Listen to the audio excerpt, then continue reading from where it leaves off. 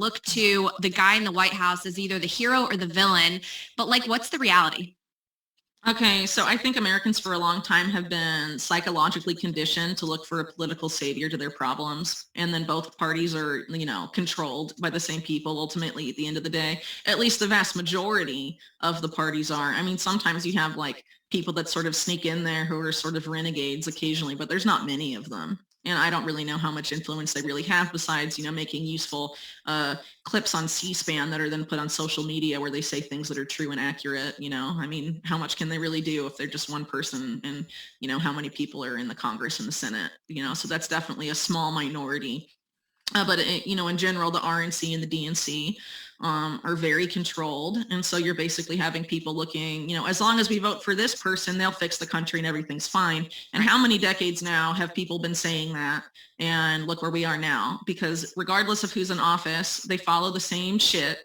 They do the same policies. They start the same wars. Okay, Trump, to his credit, started less wars, but he also continued like drone bombings and stuff like that all over the world. I mean, it's not exactly like he was an anti-war president. Maybe he didn't start any new wars, but he continued wars like in Syria and stuff that his predecessor had started. So, I mean, and that's just one example with like foreign policy. There's a lot of other stuff that doesn't get fixed, doesn't get addressed. One of those are the intelligence agencies that are out of control. Another one of those would be bringing Wall Street to heel, or, bankers in general, whether in the private sector or central bankers. Nothing really happens to them when they do things that are inappropriate or not in the best interest of Americans. So, it's very complicated, the political situation, but part of it is, I think, because of this psychology where we feel like the only way we can have any voice or any agency in our own country is to vote for one of two parties.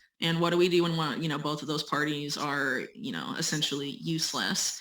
So, and especially at this point, the last two presidential elections, I mean, think about it. 2016, the people on the DNC say Russian hackers, illegitimate election. 2020, you have people say Dominion voting systems, illegitimate election. Mm-hmm. So, okay, a bunch of Americans have no faith in the voting process, especially if their favorite candidate does not win. I mean, things are getting a little bit out of control. So, I mean, can we even trust the voting system anymore? And so, I don't know. I think, honestly, intelligence agencies basically control both parties, and that there is a major effort to basically engineer civil war. With one side being the baddies, and that was basically already announced by Biden last night with his super creepy red background and his... All right, enough of that. If you've never heard a Whitney Webb lecture, I suggest you listen to her, because what she's able to do is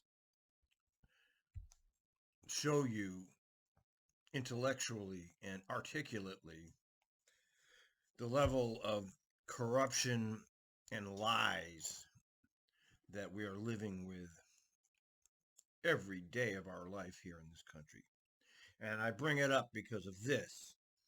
This is part of that scam. This idea that somehow TriMet is for people, or represents people, when the exact opposite is the truth.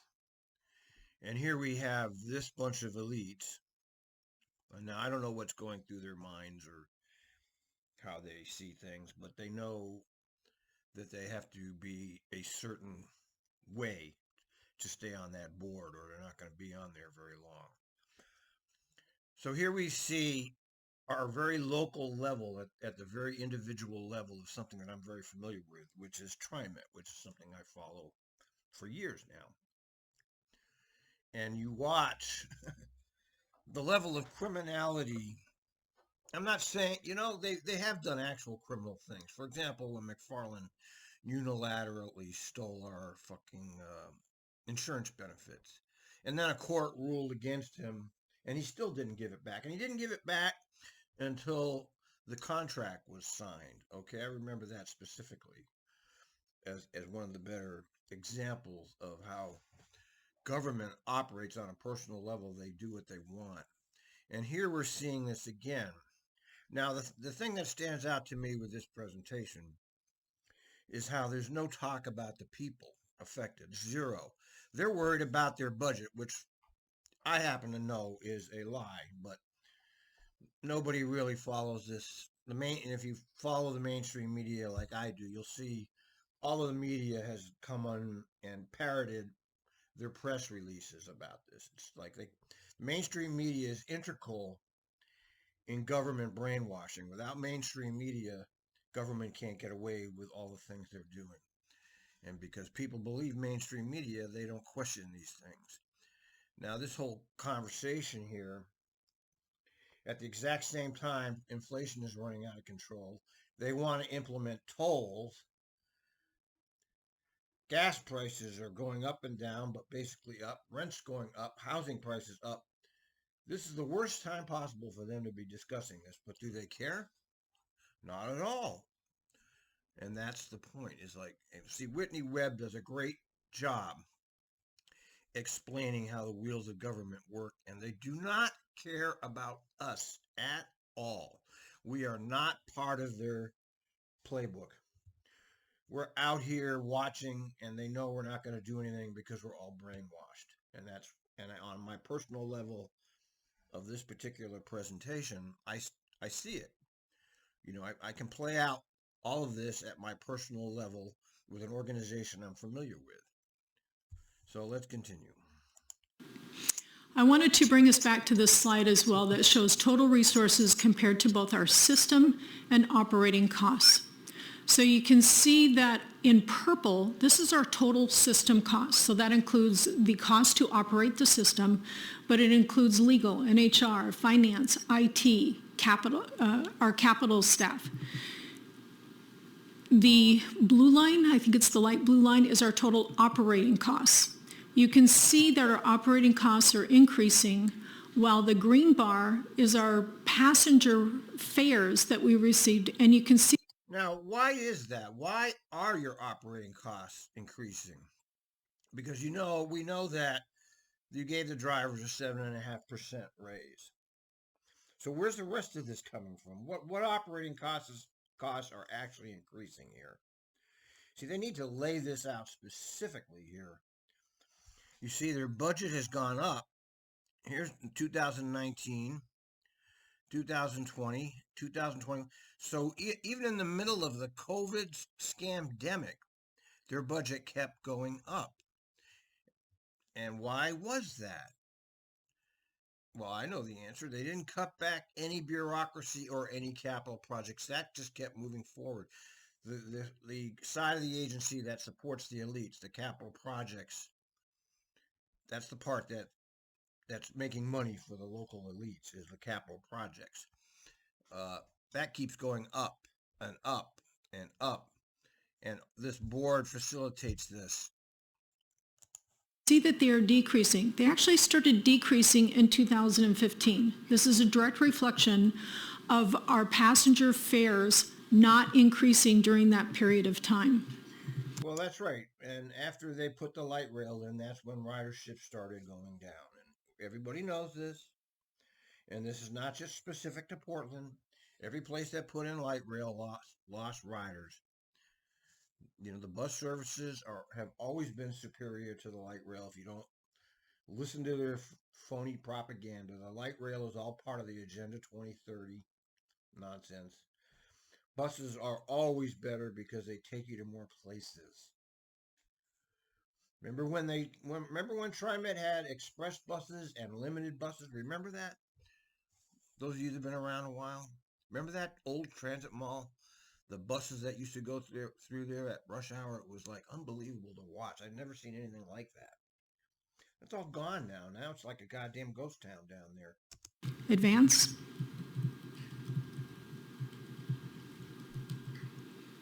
And now we're just looking at operating costs. So when you look at the operating costs, this further emphasizes how just the operating costs, not the full system costs, but the operating costs are increasing while our passenger fares. Why are they increasing? Lay that out for us. What is it exactly that's causing that to increase? Lay it out. Don't just tell me it's increasing. Lay it out. What costs are increasing? All right, 7.5% raise. Okay, we get that. That makes sense. Okay, give us driver 7.5% raise. Okay. Now the fuel, yep, that's another problem. Okay, lay it out. Lay it out for us. And our fare box recovery is continuing to decrease. What are you talking about? Look at that. Fare box recovery increased from 2021 to 2022. Advance. As we look at our fare box recovery ratio, in the earlier slide. This is an interesting slide because it's actual proof how the introduction of light rail killed TriMet. Because that just went down, down, down. Because less people used it. Just went straight down. And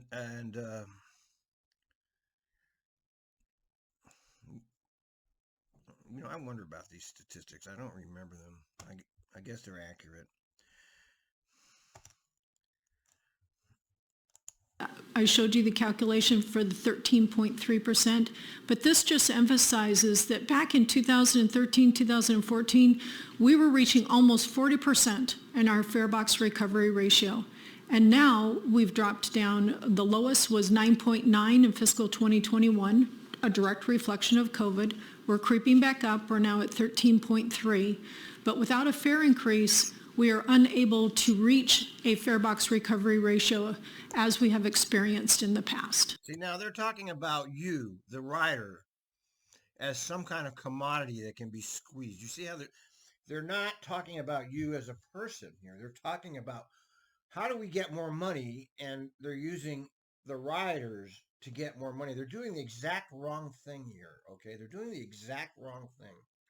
Instead of reallocating money that's already existing in the system from, let's say, capital projects, instead of reallocating that money into service, they're saying we need to squeeze our riders in order to get this ratio up. That's going to be self-defeating. I mean, TriMet was already circling the drain before the scamdemic. And now they're in shambles. I mean, I listened to the operation. I know how bad it really is. Nobody will cover it, but it's very unreliable. It's a complete mess these days. Advance. And this slide just emphasizes and shows the change in our fare revenue, emphasizing that there hasn't been a change since fiscal year 2014, and those operating costs continue to grow. Advance. We pulled this forward from a previous slide. I know that you saw it approximately a year ago. TriMet staff update this table approximately every 3 years to make sure that it's current. What this shows us is that TriMet, compared to the majority of other transit entities that we have on the screen, is that we have a lower adult all-day fare, a lower honored... What are you talking about? What do you mean you have a lower all-day fare? Oh, you mean day ticket? Well, it's not as, you know, I mean, it's $5 in Utah. It's $3.50 in Eugene. It's $7 in LA, which is much bigger. It's only $1 more in Dallas, and Seattle's higher, but that's a bigger system too. But I mean, look at the other fares. Look at the adult one-way fare. TriMet is still at the high, other than DART and Denver. So where's their argument here that somehow they're all these above them are either equal or lower? Citizen monthly fare, a lower low-income fare monthly fare, and a lower youth monthly fare when compared to other transit entities. Wait a minute. That's HC single ride, free in Eugene, 75 cents in LA, $1 in Phoenix, $1.25 in Utah, $1.25 at TriMet, $1 at Seattle. There's only 2 places that charge more for the HC fare. So this is not a chart she should be using to argue for a fare increase, because it doesn't doesn't cost out here. Advance. Beginning in 2012, TriMet initiated and launched some access transit programs. We started with 1.5 million, and then we've added to that over the years. The number of programs that we have to provide reduced fares are listed here on the screen, and I'll just pause for a minute so that you can take in all the different areas. But we've got fare relief programs, veterans, disability, and older adults pilot programs, fare assistance programs, youth programs, high school grant programs, youth summer pass pilot programs, and then the low-income fare program. All of those are funded through a combination of TriMet's general fund dollars and STIF funding dollars. Advance. Oh, Let's ask a question. Director Lewis. A question. On the fare increase, which of these programs would be affected? are you asking me if they would go away? No. When we increase, such as youth program, will that go up? Okay. Yes. Yeah, so in just a minute, we're going to talk to you about proposals and how we plan to mitigate the impact on youth, honored citizen, and low-income individuals. So we're looking for we're proposing additional funding through STIF funding to dedicate towards those programs. And we'll talk more about that in just a few minutes. Yes. A question I have is, when you total all of those up, do you have a grand total for what we provide in mitigating to all of these populations together? Because you have figures. Yeah, so we can do the math real If you quick. aggregated it up. Yeah, we'll do that. Because I know it started out to be a smaller amount, and over time it has Yes. grown significantly. Mm-hmm. Yeah, so let me just point out here. So for example, on the right-hand side, when we look at those youth programs, since 2019, we have committed $3.9 million in STIF funding. When you look at the summer youth pass pilot, just in, for 24-25, we're committing $3 million. When you look at the low-income fare program, it's been $12.7 million since 2018. On the left-hand side, the fare relief programs, it's been $2.2 million for fiscal 23. We've got $1.4 million in STIF funding, and then $800,000 in foregone revenues by TriMet. We've spent $10.8 million since 2015. That's helpful, thank you. Are there any other questions? So what? Yes. Thank you, Nancy. Not on this slide, but on the financial impact of a fare increase table slide, am I understanding correctly that ridership forecast of 20% restoration and 10% increase, that level is fixed in this assumption table, even when in the scenario of 40 cents fare increase every other year? So for instance, 40 cents fare increase every other year, I'm thinking, so every other year, 250 goes to 290 and so forth, right?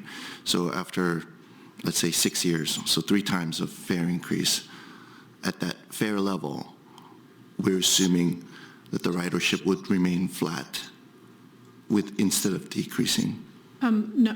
And in fact, when we get into our proposals, I'm going to talk a little bit more about that. But generally, when you raise fares, you have a deflection rate of about 1%. Okay. And then ridership goes back up. So you always take a little bit of a dip, and then it goes back up. And then we have just a modest increase in our service and our ridership going back up closer to pre-COVID, but just on a slower pace, but no big increases like we're proposing for the next 5 years. Got it. Thank you. You should check out the salaries for 2021. You can see it listed in the right-hand bar of my website. The amount of 6-figure salaries I've never seen so many, ever. So it's interesting that they can be so bad but make so much money for people. I mean, this is pretty much how our country works. You know, the worse things are, the more money is made. I don't really understand how things got like this. But everybody involved working at TriMet and contracting at TriMet makes tons of money, and you're lucky if you get a goddamn bus. Plus, they harass you for your $250 on the system now. So they're full kill 'em all now. It's just become, they're a predator agency basically. And this whole presentation is a predator saying we need to get money and we're going to use our riders as a way to get that money. The most vulnerable people in the TriMet area are the people that are stuck on that system right now. So they're getting a tax increase basically without a vote. It's another example of taxation without representation. And it's not TriMet is funded 100% by tax dollars, okay? So this whole system is a scam, and I really don't want to watch any more of this today. Over and out.